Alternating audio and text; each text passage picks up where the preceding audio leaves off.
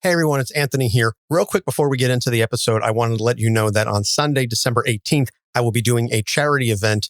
I will be riding a stationary bike and playing video games for the benefit of Extra Life, which longtime listeners know is a charity that is very near and dear to my heart. They raise money for Children's Miracle Network and their affiliate hospitals through gaming. So if you go to extra-life.org and search for my name, Anthony Sitko, Sytko, I will also have a link in the show notes to go directly to the fundraising page. The more you donate, the longer I will be riding. And for everyone who donates at least $50, I will up the resistance level on the bike by 1 level. And so again, the more you donate, the longer I have to keep riding. I will have more details as we get closer to the event in terms of where you can watch it. I'm not sure yet if it's going to be on Twitch or YouTube, but in either case, I will have links on all of our social media pages, so you can check that out. And please go and donate whatever you can to Extra Life. The money in New Jersey goes towards Children's Specialized Hospital. There are 15 locations across North and Central New Jersey. They help thousands of kids every year. I have had the honor and privilege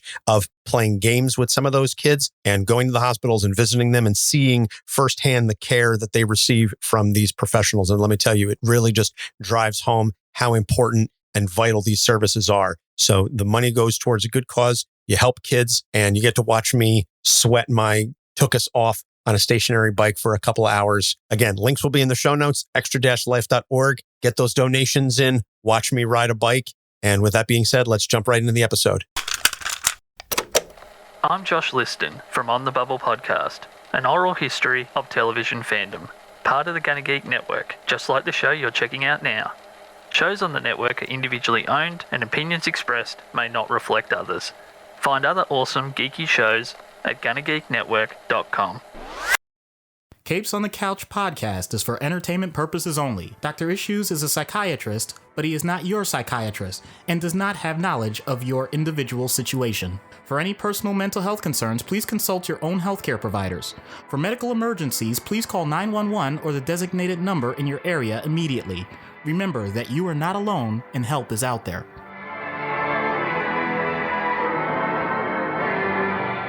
Hello and welcome to Capes on the Couch, where comics get counseling. I'm Anthony Sitko. And I'm Dr. Issues. This is issue 161, and our present level patron, Janine, has selected Poison Ivy, a fascinating character and one of the most enduring and famous members of Batman's Rogues Gallery. And to help us talk about Poison Ivy, we have brought on a special guest, Sara Boyages, who happens to be my wife's cousin and a licensed therapist as well. So, Sara, thank you so much for taking the time to speak with us tonight. Yeah, definitely. Thanks for having me. Excited to be here. Yeah. So before we get started into Poison Ivy a little bit, why don't you just give us your background and what your credentials are other than you're my wife's cousin? I mean, I think that that's enough, but Well, that's why you're here on the show, but that gets you in the door. But as you said, I am a licensed mental health professional. I currently am working at a nonprofit agency, and I specialize mostly with postpartum and pregnant women and their families. So I do a lot of family counseling, couples counseling, as well as individual counseling with the wide spectrum. I also work with kids, but yeah, that's kind of my specialty. Cover it all. I try to. Excellent. Excellent. Well, we're very glad to have you here. I know we were talking about this. We mentioned this during the tailgating for a Giants-Panthers game, is how this all kind of got started. And the Giants went on to win that, as they have the last 2 times that I have been to a game. I was telling Sara beforehand that she and her girlfriend are bad luck, because before this, I was going to Giants-Panthers games with my in-laws who were all Giants fans, and the Panthers were winning all the games that we went to. And then Sara and Gabby showed up. And then the past 2 games, it's been the 2 of them. They've been there, and the Giants have won those games. So Yay! I was going to say, I know that pleases Doc, but it does not please me. We love it. You'd love to see it. I don't. We are not here to talk about football, though. We are here to talk about Poison Ivy. So let's get into the background. Poison Ivy, Dr. Pamela Lillian Isley, created by Robert Kanigher and Carmine Infantino in Batman 181 from June of 1966. So Originally, she was a botanist who was poisoned to prevent her from implicating a colleague in a theft. She survived the poisoning and learned that she was immune to any and all toxins. And then she attacked Gotham to prove that she was the greatest female supervillain ever. So it was kind of, I don't want to say trite or one note, but she was a very flat character pre-Crisis. Then Crisis on Infinite Earths happened, 1986, and then obviously that leads to the entire rebooting of the DC universe. And post-Crisis, she gets completely reimagined by the fantastic Neil Gaiman. So Pamela Isley was mentored in biochemistry by Dr. Jason Woodrue, who becomes Floronic Man, and was colleagues with Alec Holland, Swamp Thing. So Woodrue seduces her and injects her with toxins as an experiment. She becomes hospitalized, and when she recovers, she quickly vacillates between kindness and rage, understandably on the rage part, at least. The experiments also give her the ability to manipulate plants, and her touch can transfer a fungus that gives her control over people. So she then becomes obsessed with Batman, as he is one of the only people she cannot control due to his strong will, although she has overcome him on occasion. And very early on in the post-Crisis universe, we do see that there is a bit of romantic infatuation on Bruce's part for Dr. Isley, and we're going to get into that discussion of the relationship in a little bit. But Dr. Isley / Poison Ivy is one of the few long-lasting female characters who romantically has been able to, pardon the pun, get under Bruce's skin. And so we will touch on that in just a little bit. So Woodrue breaks Ivy out of Arkham Asylum to help him create mind-controlling hemp to take over Gotham, but she sides with Batman, who decapitates Woodrue while she takes the money and runs away. This whole storyline was like a very special episode about drugs. And in fact, there's a two-panel exchange between one of, I believe it was Tim Drake's classmates and him about smoking weed. And the kid was like, so guns are legal and cigarettes are legal and alcohol is legal. So you can sell death, but you can't sell a little bit of weed to people. What sense does that make? And the way it was written, like we're supposed to be on Tim's side about all of this. Like it's very clearly written to make him out to be the bad guy. The whole time I'm reading this going, yeah, he's got a point. It's literally the poster image. It's the front page image. If you go on TV Tropes and you look up Straw Man has a point, it's that two-panel exchange between the guys. And you're saying, yeah, I kind of get where he's coming from. And at the end of so Batman and Ivy are doing all this stuff. And meanwhile, all of Tim's classmates are all smoking grass. And one of them ends up like seeing things. And then Tim gives this impassioned speech in front of his classmates at the end that says basically, you know, all of the terms that we use for getting high imply that you're giving up control, stoned, smashed, et cetera, et cetera. Well, I'm going to stay in control because it makes me better and blah, blah, blah. And then everyone clapped, you know, is that kind of thing. Like it was so ham-fisted. I get it was the 90s and some anvils need to be dropped, but come on, folks. Anywho, so in No Man's Land, which is a fantastic storyline that's about a year long, after Gotham is hit by an earthquake and isolated from the rest of the United States, Ivy takes over Robinson Park and turns it into this Eden-esque paradise. She also takes several orphans under her wing, and she ends up striking a deal with Batman to maintain control over the area as long as she grows food for the rest of the population, which is where we start to see some more noble sides to Ivy, that she's not just a strictly out and out villain / eco-terrorist, that she does have some parts of her that are not quite as misanthropic as she had been written prior to this. And this is also when she first meets Harley Quinn, who had been left for dead by the Joker. So Ivy nurses Harley back to health, and the two become close friends, at least at that point in time. So after thinking that her powers were poisoning the children in her care, she asks Bruce Wayne to help reverse the powers and make her human. She later regains the powers thanks to Hush, although the procedure temporarily kills her. But don't worry, she does in fact get better. Hashtag because comics. So the New 52 reboots her origin. Once again, things get changed because DC can't leave well enough alone. She was born with a skin condition that kept her isolated. Her abusive father murdered her mother. And then in college, she sold pheromone pills that mind controlled users.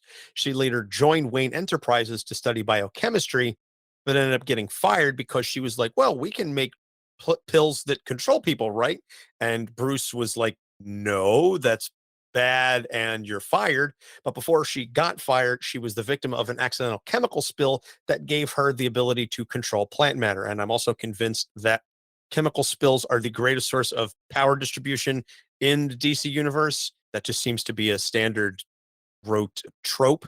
But I mean, it worked for the Flash, it worked for Ivy. I'm sure it worked for lots of other characters that I can't think of off the top of my head. Doc, you're more of the DC guy than I am.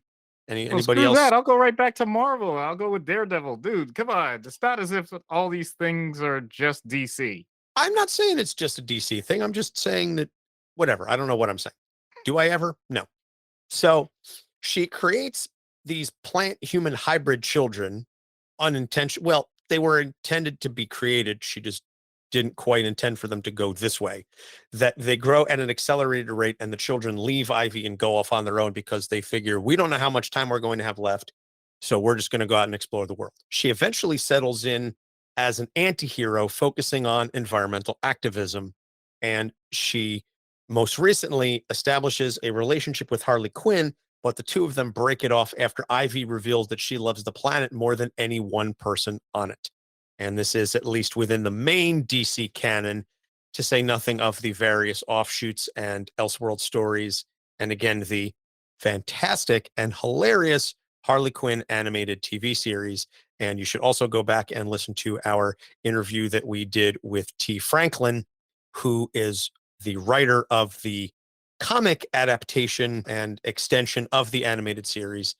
And speaking of, hemp and mind control and weed and all that, T was during that episode, and it was absolutely hilarious. So you should go back and check those episodes out. So that's where we are with Ivy. There's been a lot of stories over the past, 50 plus years involving Dr. Isley / Poison Ivy. As I said, she is one of the most enduring members of the Rogues Gallery. And she is most often, I think, and best used in a situation where the villain has a point, or you can at least understand where she's coming from, because she is kind of like a well-intentioned extremist. And we were just talking about this with Namor. It's very much that situation where you go, yeah, I don't like exactly the way they're going about it, but she's kind of got a point. We do be messing up the planet and setting stuff on fire that doesn't need to be burning. So now we are going to get into the issues. And the theme for the issues here is opportunities for natural growth. Thank you to Doc, who didn't even want to wait until the end of the episode to get his puns out. He was like, no, I'm jumping right off the bat here with this. So the thing that I've found in most Ivy stories is the greener she gets, the more misanthropic she gets.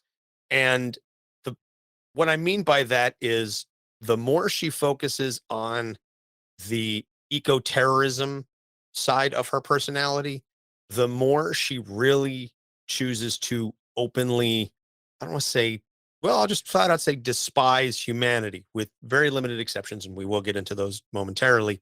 But Doc, I'll open up the floor with you first to get into this, and then we'll flip it to Sara for follow-up. Well, based on the history that you gave, how much would she be willing to trust others? She clearly comes across intelligent, and she clearly comes across as someone who definitely can maintain her focus for things that are important to her. And her priorities may very well be different than those around her. Some people see the little things in life that are important. She sees the big picture. She sees more than the big picture. She sees the potential destruction of everything that we know. And honestly, if you go by the sensationalism of social media, you can see where that would come from. Some people point out that, and I'm not even picking a side here. I'm just saying some people point out that if we don't have certain things a certain way, then we're all going to die. We're all going to be destroyed. And not only that, I think I'm above average, and therefore anybody that disagrees with me is not just wrong, but they're stupid. It plays on the idea that you have a positive self-image because there's no other way you could survive some of the traumas that she went through. You know that you've survived this long because of your own doing and not because of random chance, because that's just what humans do. It's just how we view life. And anybody challenging that is going back to one of the original threats that you had. So, from that standpoint, where's the flaw? Where's the problem with the logic? Well, if you can acknowledge that there's no way that one human being is absolutely above average in everything, if you can acknowledge that previous events, the way you experience them, are not the way that the rest of the world experiences them, and develop that level of empathy. And if you recognize that the parts of your argument of why something is the way it is and whether or not we're meant to survive it is also instinctual, and why we often make pretty poor long-term decisions because we are focused on short-term pain, then maybe we get somewhere. Yeah, if you're talking about the way she was portrayed as a villain, then it's not as if she was looking to have those discussions. But as she develops close interpersonal singular relationships, she starts to extrapolate that maybe there are opportunities that other people could see things in different ways, and there's some commonalities, and it doesn't lead to as much cognitive distortion. Sarah, kick it over to you then to follow up and add. Sure. For me, I think that a big part of her kind of personality and what goes into the decisions that she makes is her idea that the ends justify the means, her kind of vision of the world and how she sees humanity in general and then destroying them. So, in order to save the environment, to save the world, she has to kill all the humans. And I think that when that starts on a smaller scale, one or two turns into kind of like a power and kind of getting consumed by that power that it creates. And the delusion just keeps growing and growing. And I think that within that delusion and the control of power that she gets, it just kind of overtook her until she was able to kind of got brought back to earth a little bit with those interpersonal relationships. Kind of what Doc was saying. Sometimes when you're alone and just are making decisions and doing things, it's easier to kind of get lost in it and get lost in your vision and kind of get lost in your own world. But when somebody kind of gives you a voice of reason or a reason to do something else, she can kind of get brought back, which a lot of her kind of stories are helping, the heroes or Harley in certain situations. So yeah, that's kind of how I see it. It's really a kind of consumed by power and justify the means, and then is able to kind of flip the switch in some instances when her interpersonal relationships come into play.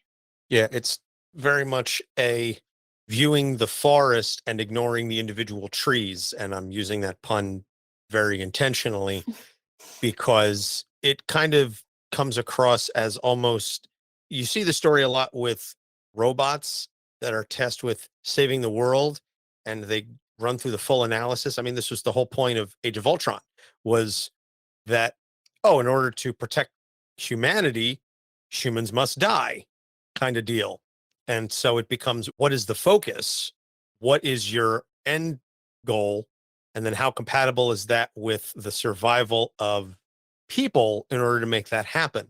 And we do kind of talk about that in the skit a little bit. No major spoilers here, but I don't also think it would be much of a shock to say that, oh, we're going to discuss the ecological impacts of Ivy's actions in the skit in a therapy session. Spoiler alert. So yeah, I think she is very much that type of character that gets so keyed in on the big picture that all of the details she views as almost trivial or meaningless, when in actuality they're very important to everybody. But as I said, that by and large, the greener she gets, the more misanthropic she gets. But, and this segues into the second issue, there are really two specific carve outs. And there's storylines where there's a handful of others, but there's two main carve outs for this. And the first one is Bruce. Now, her relationship with Bruce is based, at least historically as it's been written, is much more as an obsession that you are the one that I cannot control. Therefore, I must have you, because whether it's you are worthy or it's the splinter under your skin that you can't quite get rid of, either way, that becomes her focus. And so she goes from not caring about humanity to still not caring about humanity, but for this one man. And so we'll start with Sara first, talking about what her singular focus on Bruce does and how that's not exactly healthy relationship for either Bruce or Pam. Sure. I think that the relationship or obsession, you can definitely call it at first, that she has with Bruce, I think there's a bunch of different ways to kind of categorize it. But a part of me wants to believe that somebody that she knows she can't control, she has a lot of like seduction ability that are amplified by her powers. The fact that she's not able to do that, I think really speaks a lot to the obsession, kind of like what you were saying. But it might not be necessary. It could be for a bunch of different reasons. But one of the things that comes up in my head is that she's not able to kind of taint this. The relationship, how he feels is real. So she's not able to influence him. So his emotions, the way he acts around her, that's very real. And I wonder if that's something that really captivates her, as well as just the obsession with his will, kind of what he stands for, his general popularity, and just kind of getting his attention, what that means to her to get his attention. And I feel like that's why sometimes she helps him, is for the attention aspect of it. And maybe she feels like he's on her level in some type of way. But either way, I think as the relationship continues, it's not only one-sided. There's definitely parts where he is infatuated by her, not only her beauty and looks, but also her mind and actions. So I think that when we look at Poison Ivy as a whole, Batman does have a strong influence on her, kind of bringing her back to humanity a bit, creating an interpersonal relationship and giving her something to fixate on, almost, that's not killing all humans. Doc?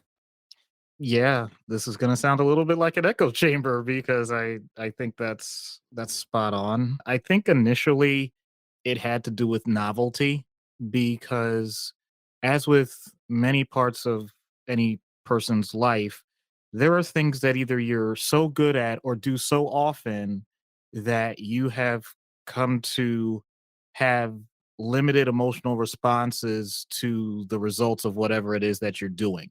And then something comes along where you're doing the same action or performing the same task and something completely different happens.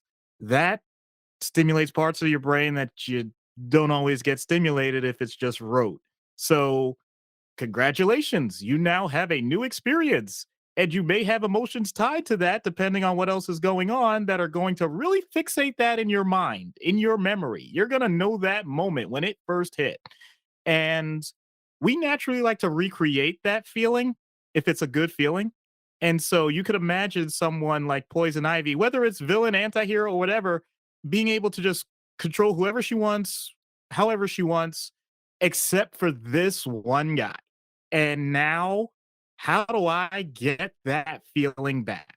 So, yes, it can be superficial at first, but as time goes on, you're going to find out more about that situation, that person, that scenario, because I try to tie it into whatever we're doing in our lives, not just in comics. And that usually means you're going to be more informed about that person. You're going to develop your own interpersonal relationship, and that in and of itself is going to have its own characteristics. That's the combination of both of you, which can be a wonderful thing, but also, depending on if the other person even wanted that to happen, with Batman, I'm sure he wanted to make sure she wasn't doing anything criminal. It's obvious that he thinks that she has positive personality traits and characteristics that he would want to know more about. So it's this mixed bag. Don't kill people, but dang, you're fascinating. So on his end, even though I doubt that was the original intention, he's now pulled in a way that he didn't expect. So once this all gets rolling, you now have to navigate what were our original goals again, because the new novelty for both of them can actually overtake what they originally were looking to do. Bruce, as we've seen in so many cases, is really able to get back on track fairly quickly and frequently. With Poison Ivy, it's a little bit of the opposite. She gets pulled sometimes in directions that really go off the rails, depending on how she's written, of course, but also just what you would expect for someone who has such grandiose and lofty goals that clearly are going to have their adversaries, including the person that you're now infatuated with. So, yeah, it creates something that can be incredibly messy, but as we have seen over time, especially with maturity, that it can be productive as well. Yeah, the one reference I read in one of the stories is that she views herself as Titania and Batman is her Oberon. And Mm. as someone who performed in a high school production of Midsummer Night's Dream, that one really just kind of spoke to me and stuck with me there. But she views him as the perfect man because, at least early on, she idealizes him so much in her mind because he is a symbol of power and all of those things that she focuses on him because she says he and I together can rule Gotham. We can take over Gotham and then we can take over the world. And therefore he is the one that I need to be with. And it says a lot that even in spite of everything that has happened over the years with them, and whether or not there is any sort of mind control or fungal manipulation or what have you, that Bruce still does have a small part of his heart that does still yearn for Pam, that does still want her to be the best version of herself, because I think underneath all of that he knows that there is still a good person in there, and that really does speak to who Bruce is as a person, that he is willing to see through everything, that he's willing to focus on rehabilitating her. At one point, she's in Arkham and he has her moved to a room with a window where there's sunlight, where she can see the plants and get that little bit of joy from that, because Bruce really does ultimately believe in the rehabilitation. And so I really think it does speak to the the positivity of that relationship, and again the power of Bruce's character, that he's willing to say, I know you just tried to turn all of Gotham City into a giant forest, but I still think you can be a good person somewhere underneath there. And that's really what gives him that's what lets him sort of have that compromise and that agreement with her during No Man's Land, because she took the orphans under her care. She was looking after them, and he's like, there's still a part of her that is more person than plant at this point. And that was kind of like a sign to Bruce that she can be trusted, at least somewhat, to some extent, with some of that stuff. And so I think that at least is a more, shall we say, healthy aspect to the relationship rather than just focusing on the obsession. But now, speaking of healthy relationships, let's dive into issue number 3 and the relationship that she has with Harley. And if you go back to episode 7, I think, whatever it is, 5, 6, 7, very, very early on in the show, one of our very first episodes was about Harley Quinn. And this was, we're going back 4.5 years. This is before Harley was considered canonical within DC. And we were making the point then that Harley and Ivy as potential partners was the healthiest relationship either one of them has. And the thing that I like about the Harley relationship with Ivy is, whether we're talking about the animated series and the comic spinoff or even just the mainline DC universe is it humanizes both of them, because you have the eco-terrorist in Ivy and you have the fun-loving sociopath that is Harley, and yet you put them together and it brings out truly the best in both of them. And so, Doc, we'll start with you on this one. What is it about the Harley relationship that creates this kind of positive benefit for both of them? I'll be interested to see if my answer is a complete repeat of what I said in the Harley episode. That's not my intention. But I'll be impressed if you can remember what you said 4.5 years ago. oh no, I'm saying very clearly I don't. But Oh, okay. I've had this pattern in life where, and you know this because I've admitted it, sometimes I'll say things that stick with people and they'll say it back to me later. And I'm like, I don't remember that. And then maybe a couple of years later, I'll say apparently the same thing again. And they're like, you've already said that. I'm like, okay, I don't remember. It's like, well, apparently that's what I really do think.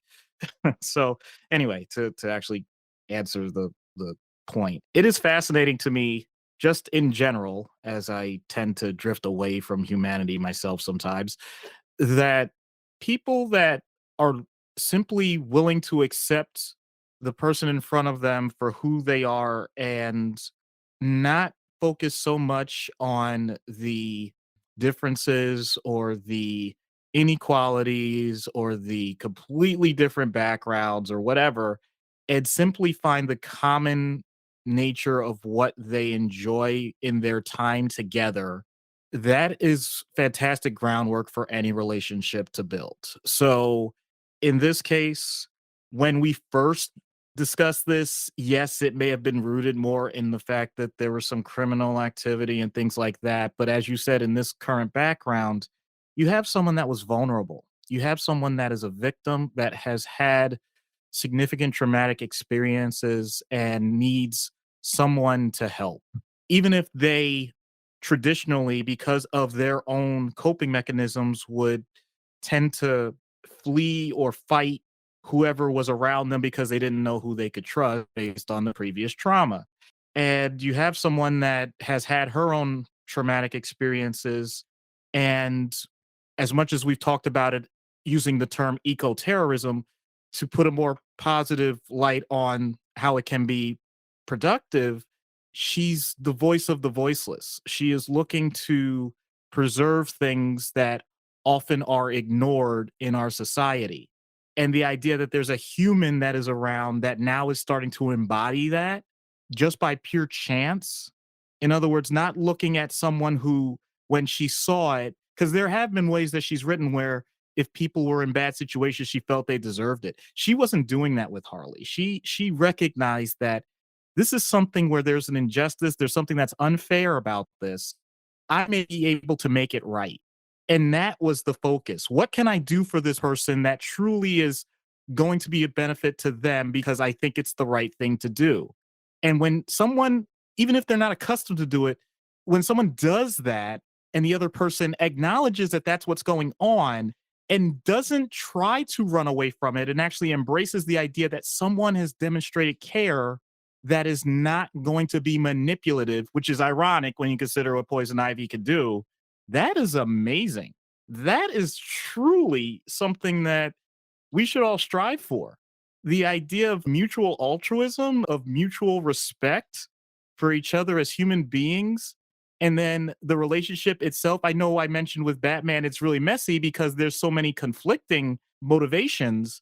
But in this case, when you get motivations that are really aligned from the start, it's a beautiful thing to see. So, of course, there's still going to be conflicts. That's the point of existence. That's the point of humanity. It's working through those opportunities to develop even more than what you had to begin with. You can't do that without struggle. You can't do that without conflict. It's what we're here for, in my opinion. So I'm just going to give credit where credit is due. And hope that we get our royalty someday for when we really started talking about it before they, went full steam ahead. If only.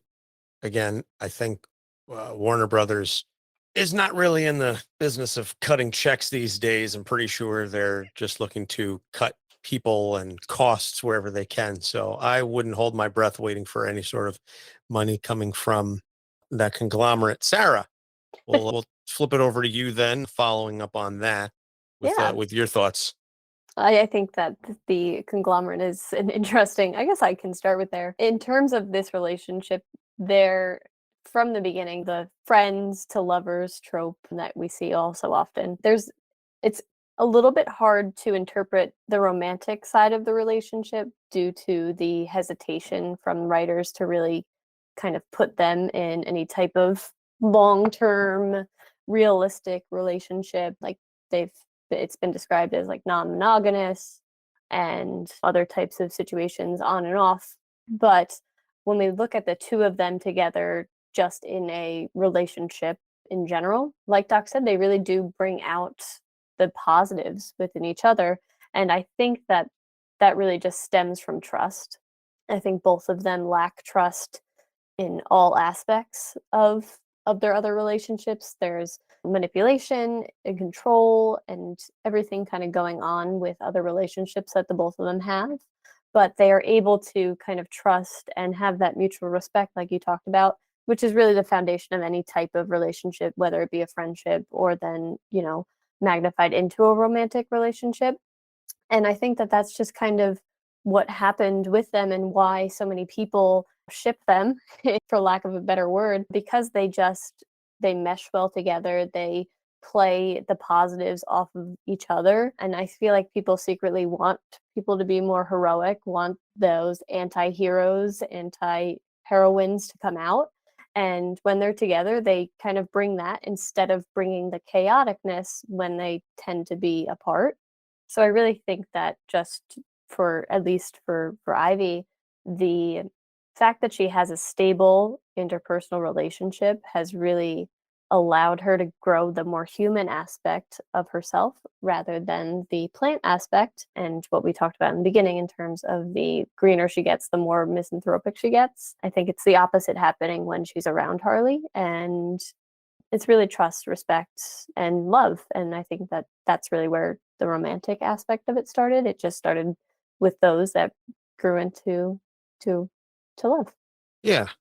I also wonder if it's a situation where perhaps the misanthropy also became a bit of misandry based on some of the trauma that occurred throughout her life. And it's been said explicitly in the comics that she despises humanity and really men because, I mean, in various versions of her backstory, at least very, very early on, she was poisoned by the man that she was really trusting to help with the thieving. Then the whole situation with Dr. Woodrue, he seduced her and then poisoned her and turned her into an experiment. Then in the New 52, her father was abusive to her mother and to her. And so it's kind of explicitly stated that in many cases she has been abused by men. And so I'm also wondering if, at least from the writer's perspective, there's this underlying notion that men are not to be trusted, but maybe, she could find trust in a woman. And again, this is, me speaking as hetero dude here. So I don't know if that has any real world implications, but at least from my perspective of reading the history of the trauma that she's undergone canonically throughout the various versions of the backstory, and also what's being written in the comics, again, mostly by dudes, but that I'm wondering if that has also perhaps played a part in it to some extent. Well, I'll jump in with that just to say I'm not going to pretend to get in the mind of a writer. That's up to them how they want to write a character. So I can't really speak to that. I can speak to my direct clinical experience though. I have had patients that made it very clear I had to make sure I had a female staff member with me because they did not feel comfortable talking with a male based on the experiences that they had before.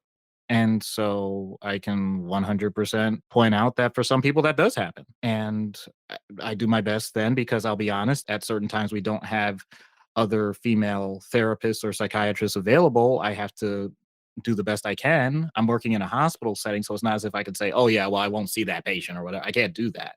So I do my best to accommodate for the patient's own health and well-being, what their requests are within what's available, and just point out that my job is to give you the dignity and respect that you feel like you haven't received before. And it also has to do with body language, making sure that I'm not coming across as authoritarian, just creating the type of environment that lets the person know whatever it is. I mean, in this case, we're talking gender, but it could be any other thing that the person themselves has identified as their number one warning, the number one trigger for their response, that it doesn't have to apply to every example of that instance. So yeah, I could definitely say that it happens, and usually it's not something that can't be handled in a mature way. And if it's clear that it's disturbing to them at that level, then we do our best to give that distance.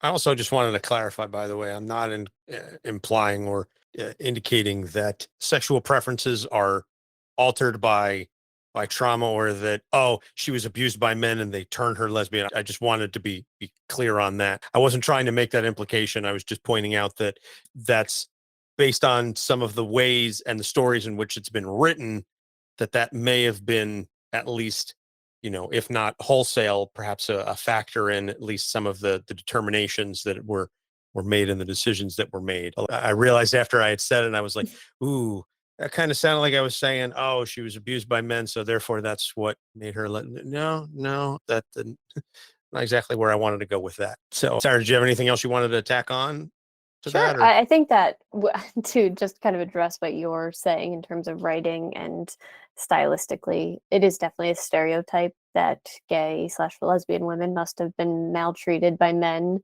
to have turned to women. It's a huge stereotype. So I would understand if writers kind of tend to write into those stereotypes. And I think that when we take a look at their relationship, because it didn't start out that way, I almost just feel like because Harley is a woman doesn't necessarily mean that's why she started to trust her, but the caring kind of nature and I almost want to say it's on Ivy's end, the protectiveness that she felt with Harley and her relationship with the Joker, obviously, and that very abusive relationship.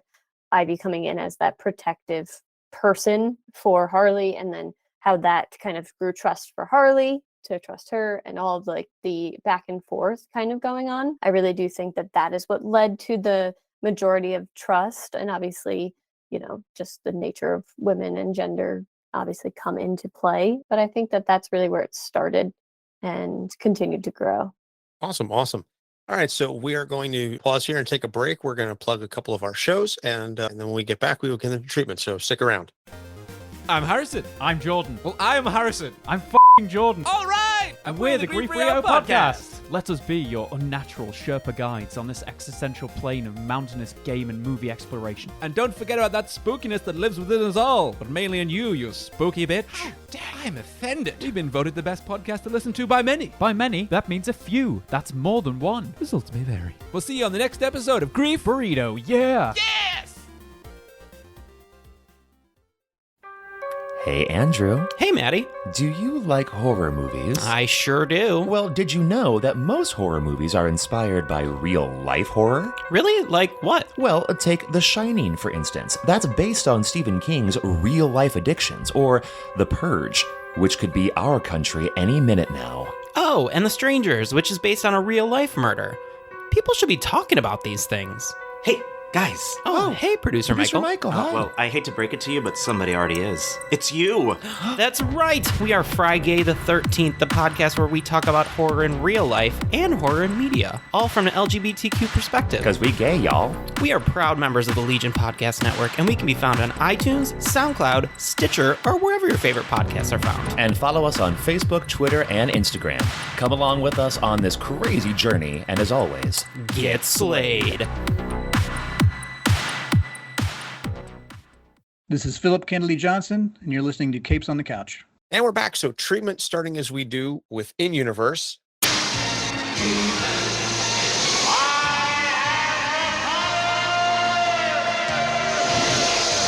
So In-Universe treatment for Poison Ivy. Doc, we'll start with you before see what Sara, if she has any suggestions. So you have someone that is so plant-based and has all of these things that she focuses on for the world, and really would rather not have anything to do with humans and all of that. Boy, this is a little tough because she's already kind of done what I think would, in theory, be beneficial for her. But in the old days, there was a time where we did have much more of an agrarian culture. And I'm not trying to make it sound like she needs to create like this super elaborate farm with lots and lots of people and all that stuff. But I think that there is a communal aspect to the idea of service that people need to have more respect for what she considers to be important. I don't want it to make it something like farmers tending crops because that's just as demeaning, especially in her eyes. But just the idea of, I don't know if there's a way that she could get the people that she considers to be important to her. I mean, she's had the conversations with Batman, things like that. I don't know if it would be like a biodome. I don't know if it would be like somewhere in the rainforest and therefore not the same societal pressures and urbanization, but just create this open environment where there's a lot less pressure to feel like you have to eliminate everything around you that's considered a threat, and more focusing on the fact that you already have a lot of what you want.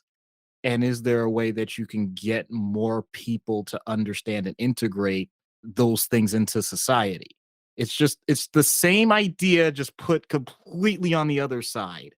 And that is incredibly grandiose on my end. I don't think that would happen for an instant, but hey, we're already talking comics. Might as well go big. Go big or go home. So, Sarah, what would your treatment suggestions be for Ivy in universe? Again, operating under the assumption that you have access to any and all magical, mythical, superheroic, whatever powers you need, whatever setups you need to establish, whatever it is you need, whatever tools you require are at your disposal, and go.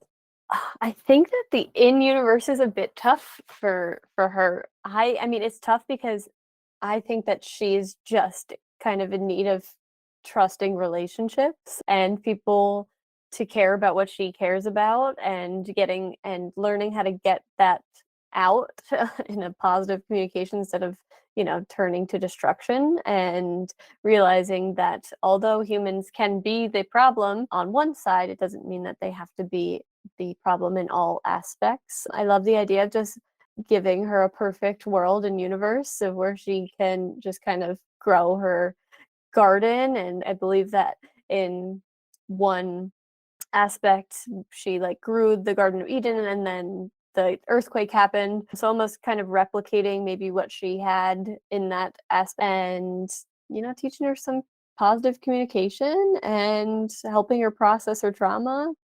That's similar to what I would say of out of universe, but I really do think that she's not near beyond saving. So just kind of putting her in an environment where, I love your idea, Doc. Let's just do docs. That is the first time anybody's ever said that. He doesn't need the ego boost. Everybody needs an ego boost. I kid. I don't. I kid. Anybody that knows me as self-deprecating as I am, like, I do appreciate that. But to shorten what I said, because it was so ham-fisted, the world is crap. Cultivate your garden. That's really it. If she feels like the world is that bad, then fine. Here's your area. It's clear that you can do great things. Just integrate some other people at a small amount at a time and learn to develop that trust with those people and see that it can be, something that you grow. Just the same way you grow a garden, you can grow it with humanity. Well, before we get into the out of universe, I do want to point out that she did actually do that very early on in universe, that she found a desert island in the Caribbean. There's no other people there. She creates this Eden-like paradise. She's all by herself and she's completely alone and she's happy.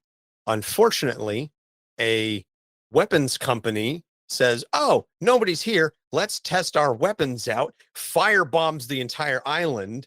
Ivy returns to Gotham pissed off and says, I can't leave humanity because they will find a way to destroy things. And so I can't leave until I've established the world that I want to live in. So she tried that, didn't work. So that's when she decides, I'm going to purify Gotham. And that's one of the things that was actually a plot point in the most recent season of the Harley Quinn series, is that Ivy decided that she was going to go off and remake Gotham in the green image. And she was willing to eliminate everyone and anyone to do it. And that kind of put her into conflict with everyone, including Harley, who, at least within this continuity, is making much more of a heroic turn, to say nothing of Joker becoming mayor and running under a openly socialist campaign. I'm not like a socialist. I am a socialist. Yeah. Loving stepdad mayor Joker is something I never thought I'd want to see, and now I need it. Now it is my favorite version of the Joker, or at least up there with Mark Hamill. So, out of universe then, let's take away the powers, but we're still dealing with someone who has undergone copious amounts of trauma. The misanthropy is still there, still very concerned about the environment, feels that mankind is destroying natural resources. Again, not undeservedly so. And what would you say to a real person in your therapy office? And we're going to start with Sara on this one. In real life, I think that kind of some of the things that you said, processing trauma and recognizing all of those aspects, helping understand why is the environment so important to her, what about it really kind of drives her. In real life without powers, a little bit of a God complex that we would need to kind of work through, thinking that, or kind of like the Thanos mindset of the ends justify the means, like I mentioned in the beginning, and talking through all of that, as well as I don't think you can overlook the human sexuality piece of it. When we're looking at in-universe, we don't really know how in-universe kind of treats the LGBTQ population as much as we do in the real world. So recognizing that relationship and her relationships in general. So I think that would be also a piece that would come up. So yeah, so definitely first processing trauma, second looking into the environment and why is it so important. And obviously she is a doctor, so I'm assuming that she has a vast knowledge, and how can she utilize her degree, and maybe it goes into how does she put that out into the world in terms of, like, is it more philanthropy? What can she do to channel some of that in a positive way instead of a negative way? How can we do a positive twist on it? Just because humans create this negative environment, are basically killing the planet, and that's what she believes, how can we kind of flip it? So, like, how can you help? What is something that you can do about it in a more positive way instead of taking it so angrily? And how can we make it a little bit more positive? And then just taking a look at trusting relationships, positive communication, and creating a support system. Doesn't really have too many supports. So those would definitely be the out of universe treatments that I can think of. Bam. All I right. mean, that's that's it. That's really what it comes down to. The one piece that I'll add, because of my inherent bias as a psychiatrist, is just how far does that God complex go? There is a subtle difference between the idea that your overwhelming experience of the world has led you to believe that there are drastic steps that need to be taken, versus I literally think that I have the ability to control way more than what one person in truly a non-position of power. In other words, is this a matter of saying, I'm going to use my degree and do what I can within my realm? Or is it that somehow I think that I have now overrun governments and things like that? And if it's outside of the realm of reality, and that's where potential medication intervention can come in. Other than that, I think that's absolutely spot on. The only other thing I might add to that is just exactly what is the person's current environment? Are we talking about someone that has already had impulses and acted on the idea that they need to do something right now? And let's say even in a positive way. Let's say that they had attended protests, things like that. Great, that's fine. At least in our culture. I'm talking obvious bias of US centric culture where protests happen that way without automatic imprisonment and other repercussions, provided that they're nonviolent? Or has it been an idea that a person is destroying property, acting out, getting into physical fights or altercations because they feel like they have to act now and they think other people don't understand them, and it's leading to those types of severe consequences? That's the only other thing that I would say from a safety standpoint, just making sure that the person is in the right environment for themselves, that they feel safe enough that they can tolerate these discussions without further impulses. So those are the only two things I have to add. Yeah, and it also just made me think of something else. And discussing control. What does she have control over versus what she doesn't? She cannot control what other humans do, but she can control what she does. So doing the positive things that make her happy. And if it means growing her own garden, putting her effort into that instead of putting so much energy into other people, like put the energy into yourself. You'll definitely be more happy. I love that. Love that. Really tying in with the theme of personal growth. Obviously, it's a pun, but it's a truism for a reason. And so I definitely approve of that. I love all the ideas that we've got here. So now, with the help of Sara, we're going to see what happens when we get poison ivy on Dr. Issues' couch. Hello, Dr. Isley. I'm Dr. Issues. Thanks for remembering I have a doctorate. My experience tells me that no matter what's happened to a person, their training sticks with them. Credentials come and go. Sounds like the season. Spring and fall, winter and summer. They tend to pair up that way, don't you think? I know it's common to think of the full cycle, but that's not how nature works for things to grow. Some things offset, sure. Now, what can I do for you? As a person, probably little, but as fertilizer, maybe you're up to snuff. And there are those famous thorny barbs I've heard so much about. Force a habit. I heard the opposite. You wait for someone to put their guard down and then you manipulate them or trap them. You're bringing up ancient history. Those roots have withered. I'm in this world for much bigger purposes. Well, maybe I can help with your mindset and goals. Keep you emotionally focused, right? Emotion doesn't matter when you have a world to save. Your experience with others should have taught you that. Too many to name. You only need one. You know who I'm talking about. There's an easy answer and there's a hard answer. Which do you want first? I'm not a child waiting for guessing games. But if you must know, always handle the thorns first, so the delicate petals bloom. Hard first, then. I'm not talking about Harley. But she sent me here. She said you put up with all sorts of nonsense that drives the Arkham therapist bonkers. And she doesn't trust people, ever. Neither do I. So, who? I can't give their name because it's not mine to give. I knew it. You're a stooge. You don't care about her, or me, or the planet, do you? You just want to be another one of his lapdogs, bat children that missed the forest and the trees. It was a mistake coming here. Wait. You didn't hear the easy part. Make it quick. I agree that you can be a part of saving the world with the right tools. You realize you put me through unnecessary anguish by getting your priorities mixed up, right? I apologize, okay? I want this to work, but I'm not going to shy away from your blind spots. What would it take for you to trust me on this? Tell me about those tools of yours. Well, this may not be what you want to hear, but there are some medications that... I'm immune to toxins, control pheromones, and learn the essence of life itself. And you want to talk about medication? Do you know the harm Big Pharma has done to humankind, let alone the plant kingdom? How dare you? Please, it's not what you think. Oh boy. Ever heard of St. John's wort? Of course. It's a common natural supplement for those with depression. And psilocybin? The good old magic mushrooms.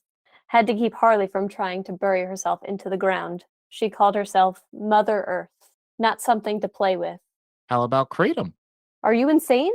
Nobody should touch that stuff without knowing the psychological effects, even if there isn't anecdotal evidence for pain. Where are you going with this? That plants are the essence of all medicine, and we know it. You know it. I wouldn't dare prescribe any of the things mentioned without more study because it's too dangerous without more information. But that doesn't mean people who care, I mean, really care, aren't trying to find out. After everything I've done in my life, you think a review board would allow me to participate in such research? I'm banned for life. And when has that mattered for you before? You'd be risking your license on someone who is a lost cause. No, I'm not saying you should do the research. I'm saying you should be a part of the research. Oh, so you want me to be a guinea pig? You're evil, you know that? You are no better than any of the fossil industry moguls that strip the planet bare. You would have me die in the vine rather than produce fruit for the world. No. You don't get it. I'm trusting you with your gift. You're immune. My body can process things that others can't, filter out the danger, and only leave what's left if there's a way to. Extract it without turning me into green slurry in a food processor. Ew. But yes, you could be the source of a natural treatment process that eliminates the stigma of medication management. Plus, it improves the safety and helps with your, let's just say, mood lability. And you could do all that for me? Uh, Actually, no. What? Wait, again. My point is that your own version of the world can include those types of goals in the long run, but we can't do it yet. And we sure can't do it alone. You have an opportunity to prove me wrong, but we have to meet somewhere in the middle. I have approved safe treatments that can help. You have a grand scheme for how the planet should be. Can we meet somewhere in the middle? You're weird. You know that? Compared to. True. Perhaps we can work on cross-breeding pollinators with aerosoled melatonin. The possibilities are endless. An apple a day could truly keep the doctor away. But, well, most of them. Doctor? Doctor? Oh dear. I forgot to tell him to use a filtration system for his office. Those pheromones will give him some incredibly odd dreams. I'll have to keep a note of that since most people just become mindless drones. Perhaps there's something unique in his genetic makeup or blood chemistry. Lithium and lilacs. Who could say no? Oh boy. And I still didn't get the easy or hard answers out of him. On the bright side, these ramblings make for fascinating research. I will say these sessions are worth my time, at least for a little bit. Well, thank you, Sara, for playing Ivy. I know it's a little different than some of the things that you're used to doing, but we appreciate you being game for this. I don't remember if I told you that was part of the episode or part of the recording session when I asked you to do this, but I appreciate you joining with the enthusiasm and saying, yeah, sure. Okay, I'll do it. So that's awesome. Thank you. Thank you again for being here and doing that with us. Yeah, of course. You definitely did not mention it, but it was fun. Well, I got to keep you on your toes at least a little bit. Yeah, no prep, just going right into it. Yeah, just dive to right be in. honest, that pretty much, I was going to say that pretty much fits with the way we do this show. So it's okay. Yeah, by and large, a lot of it is fly by the seat of the pants and stuff. Yeah, it was a lot of fun. So thanks for having me. Yeah. So recommended reading for Poison Ivy is Fruit of the Earth, which is a subsection of the No Man's Land larger arc. No Man's Land was about a year. Fruit of the Earth is the portion that involves Ivy. It's the part where she takes over the park, where she takes the orphans under her control. There's a lot of stuff with Clayface that I didn't really get into, and that's what leads her and Batman to sort of team up, so to speak, to take down Clayface, and that's what ultimately leads to him saying, okay, you can keep the park as long as you give us food for it. You can do your thing over here. So go back and find those stories. They're all on DC Universe Infinite as far as I was able to find. I wasn't able to find her Secret Origins number 36, that the Neil Gaiman revamp, but everything else I've largely been able to find on DC Universe Infinite. So I'll go and check that out. So upcoming episodes, the next couple of weeks, we've got Moira McTaggart, Gladiator of the Imperial Guard, and Raven. So We are all over the place with a little Marvel, a little DC here. We got some Teen Titans, some X-Men stuff all over the map here, all over, as we are wont to do in this show. So as always, you can find all of our episodes on our website, capesonthecouch.com. You can also find us over as part of the Gonna Geek Network, gonnageeknetwork.com. One of these days, we will be live streaming on the geeks.live website, but it just hasn't really worked out with the scheduling so far. But you can go over to gonnageeknetwork.com and find all the other fantastic, wonderful, hilarious, entertaining, and geeky shows on the network, like Legends of S.H.I.E.L.D., like Intellectual, like Play Comics, so many others. We're very proud to be a member of the Gonna Geek Network. You can find us on Facebook, Instagram, Twitter, and TikTok at Capes on the Couch. You can shoot us an email at capesonthecouch@gmail.com. And if you really like what you hear and you want to support the show, you can head on over to patreon.com/capesonthecouch and subscribe. For small fees per month, you can unlock additional content, early access, uncensored material. Do want to give a massive thank you to all of our patrons and apologize that the last two have not gone up with nearly as much early access as you're usually accustomed to. Unfortunately, life got in the way, and it was a situation where, at least for the last episode, I was literally editing until about 11:30 Tuesday night for the episode to release Wednesday morning. So I know I try to give you at least a couple of days early access. Here, you got it maybe 7 hours before main drop. So I'm going to do my level best to get you some of that early access a lot more early and accessible, since you are obviously paying for it. So apologies to our patrons. And Doc, as always, I know you're sitting here waiting. Emotional pain may be the root of many problems, but personal development can be the seed that allows for happiness. And that advice is evergreen, dare I say, just like Ivy.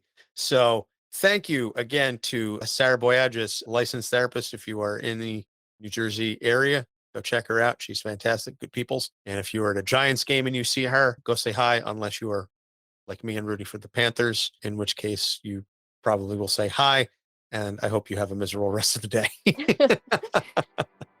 It's all love over here, cuz it's all love. So for Sara and for Dr. Issues, I'm Anthony Sitko. Thanks for listening. We will see you next week. Capes on the Couch podcast is for entertainment purposes only. Dr. Issues is a psychiatrist, but he is not your psychiatrist and does not have knowledge of your individual situation. For any personal mental health concerns, please consult your own healthcare providers. For medical emergencies, please call 911 or the designated number in your area immediately. Remember that you are not alone and help is out there.